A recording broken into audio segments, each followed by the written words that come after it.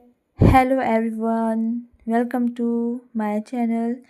आज की रीडिंग उन लोगों के लिए है जिनके मन में कोई इम्पोर्टेंट पर्सन्स है। आज हम जानेंगे, अगर वो इंसान आज आपके सामने होता और बिना किसी डर, ईगो या हेजिटेशन से आपसे बात कर पाता, तो आखिर अपने दिल की कौन सी बात आपको बताता। ठीक है, तो वो इंसान क्या कहना चाहता है, किस बात का रिग्रेट है, क्या अभी भी कोई अटैचमेंट है या नहीं, और अगर आज उसे मौका मिले तो वो आपसे क्या कहेंगे। ठीक है, हम देखेंगे इस टैरो कार्ड रीडिंग के जरिए। तो आप अपने पर्सन को माइंड में रखिए और देखते हैं कार्ड्स आपके लिए क्या मैसेज लेकर आया है। एक बात बता दूं कि यह एक जनरल टाइमलेस और कलेक्टिव रीडिंग है। ये कभी भी देखेंगे तब आपसे रेजोनेट करेगा और आप इसे कोई भी कैसी भी पर्सन दे सकते हैं, चाहे आप ओल्ड हो, मेल हो, फीमेल हो या चिल्ड्रंस हो। ठीक है, ये मैटर नहीं करता है। आप किसी भी जेंडर के लोग इसे देख सकते हैं। ठीक है, सबसे पहले हम बात करने वाले हैं आपकी करंट एनर्जी। अभी इस वक्त आपकी लाइफ में क्या चल रहा है। ठीक है, आपके माइंड में क्या चल रहा है। तो सबसे पहले करंट एनर्जी में आया है। इसमें आपको मतलब एनर्जी में आंसर की बहुत स्ट्रॉन्ग नीड दिखाई दे रही है। आपके मन में शायद बहुत सारे सवाल हैं, लेकिन सबसे बड़ा सवाल यही है, आखिर उसके मन में क्या चल रहा है, क्या सच है। ठीक है, उसके मन में सच क्या था। ठीक है, आप शायद उनसे सीधे बात नहीं कर पा रहे हैं या कम्युनिकेशन वैसा नहीं है जैसा आप चाहते हैं। ठीक है, आप क्लोजर भी चाहते हैं, लेकिन साथ ही दिल का एक हिस्सा ये भी जानना चाहता है कि अगर उन्हें सच में बोलने का मौका मिले तो वो क्या बोलेंगे। आप इमोशनली इस कनेक्शन से पूरी तरह से डिटैच नहीं है। ठीक है, अब देखते हैं आपकी पर्सन्स की करंट एनर्जी इस वक्त क्या है, उनके लाइफ में अभी क्या चल रहा है। ठीक है, तो उनकी एनर्जी में इस समय कन्फ्यूज़न से बाहर निकलने की कोशिश दिखाई दे रही है। ठीक है, ये कार्ड्स बताते हैं कि वो किसी डिसीजन या सिचुएशन को लेकर काफ़ी समय से कन्फ्यूज्ड हैं, है ना, और काफ़ी समय से कंफ्यूज भी थे। लेकिन अब उन्हें धीरे धीरे समझ आने लगा है कि उन्हें क्या करना चाहिए। क्योंकि जो ये कार्ड है, डेविल कार्ड है ना, ये उनके अंदर कुछ स्ट्रॉन्ग अटैचमेंट या टेम्पटेशंस या गिल्ट, है ना, या अनहेल्दी पैटर्न्स अभी भी बना हुआ है। ठीक है, वो खुद को किसी चीज़ से पूरी तरह से डिटैच नहीं कर पा रहे हैं। ठीक है, ये कार्ड ये भी बताते हैं कि वो मेंटली आगे बढ़ना चाहते हैं, लेकिन बार बार पुरानी सिचुएशंस या मेमोरी की तरह लौट जाते हैं। ठीक है, एंड वो अब अपने पास्ट को लेकर हीलिंग और एक्सेप्टेंस की तरफ बढ़ना चाहते हैं। ठीक है, प्रैक्टिकल फ्यूचर को लेकर दिखाता है कि वो आगे की डायरेक्शन को लेकर प्लानिंग कर रहे हैं। ठीक है, तो ओवरऑल उनकी current energy confusion, realisations, past attachment, फिर हीलिंग, फिर फ्यूचर प्लानिंग। ठीक है, ये सब दिख रही है। अब देखते हैं आपके कार्ड्स में, हम ये जानेंगे कि अगर वो आज आपसे बात कर पाते तो क्या कहते। ठीक है, तो इसमें सबसे पहले कार्ड आया है जस्टिस रिवर्स। ठीक है, सबसे पहले तो वो शायद ये कहते, मेरी तरफ से चीज़ें सही नहीं हुई है। जस्टिस रिवर्स में मतलब कि गिल्ट और इम्बैलेंस की एनर्जी होती है। उन्हें लग सकता है कि सिचुएशन में उन्होंने आपके साथ पूरी तरह से फेयरनेस नहीं की। शायद उन्हें आपको गलत समझा, आपकी फीलिंग्स को सीरियसली नहीं लिया, या डिसीजन लेते समय आपकी साइड प्रॉपरली नहीं समझी। ठीक है, उनके जो वर्ड है कुछ ऐसे हो सकते हैं शायद, जैसे कि मुझे लगता है मैंने तुम्हारे साथ उस समय सही नहीं किया। ठीक है, अब बात करते हैं टू ऑफ स्वॉर्ड्स, ये भी रिवर्स में ही आया है।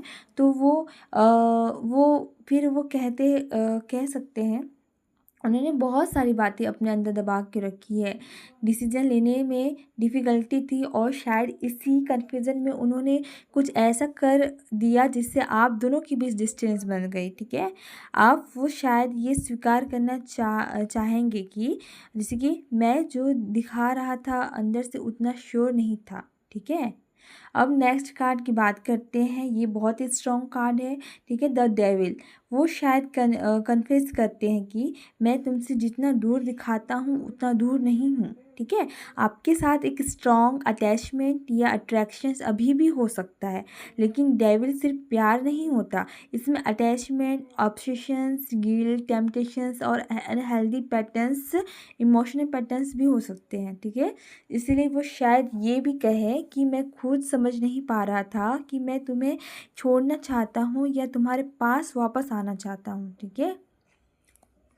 ये और साथ ही ये कार्ड है, ठीक है, ये बहुत साफ को कह रहे हैं, जैसे कि मैं तुम्हें पीछे छोड़कर आगे नहीं बढ़ पाया, ठीक है। वो अंदर ही अंदर ये कहना चाहते हैं कि मैं तुम्हें पीछे छोड़कर आगे बढ़ ही नहीं पाया।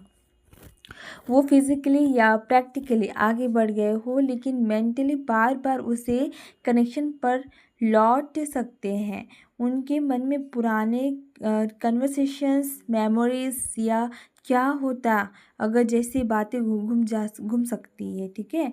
अगर वो आज बात करते तो शायद कहते, मैंने आगे बढ़ने की कोशिश की, लेकिन मेरा मन पूरी तरह आगे नहीं बढ़ पाया, ठीक है। एंड देन नेक्स्ट कार्ड, यह रिग्रेट के बाद हीलिंग को दिखाती है, ठीक है। मतलब वो जो हुआ उसे बदल नहीं सकता, लेकिन मैं उस पास्ट से बाहर निकलना चाहता हूँ।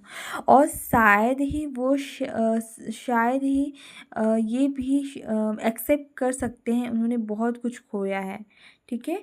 और एक तरह का सेकंड चांस है, इमोशनली रिकवरी का थ्रू भी हो सकता है, थॉट भी हो सकता है, काश जो खराब हुआ उसे किसी तरह ठीक कर पाता, ठीक है।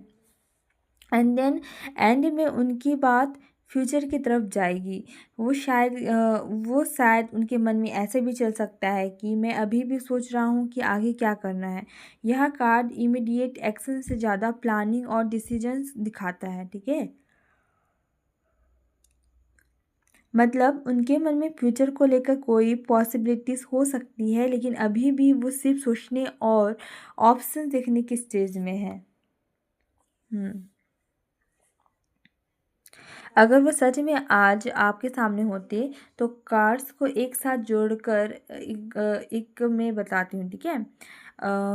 उनकी तरफ से एक इमोशनल मैसेज आ रहा है कि जैसे कि मुझे पता है कि मैंने तुम्हारे साथ हर चीज़ सही नहीं की। उस समय मैं खुद बहुत कंफ्यूज था और शायद मैंने अपने इमोशंस को ठीक से समझा ही नहीं। सच ये है कि मैं तुमसे जितना दूर जाने की कोशिश करता रहा उतना पूरी तरह दूर नहीं जा पाया, ठीक है। मतलब इसमें ऐसा होता है कि इंसान, हम लोग जब जाना चाहते हैं ना तो हम खुद से मतलब दूर जा ही नहीं पाते हैं, ठीक है। और वो जितना भी आपसे दूर जाने की कोशिश कर रहे हैं आप उतने ही पास आते जाते, ठीक है।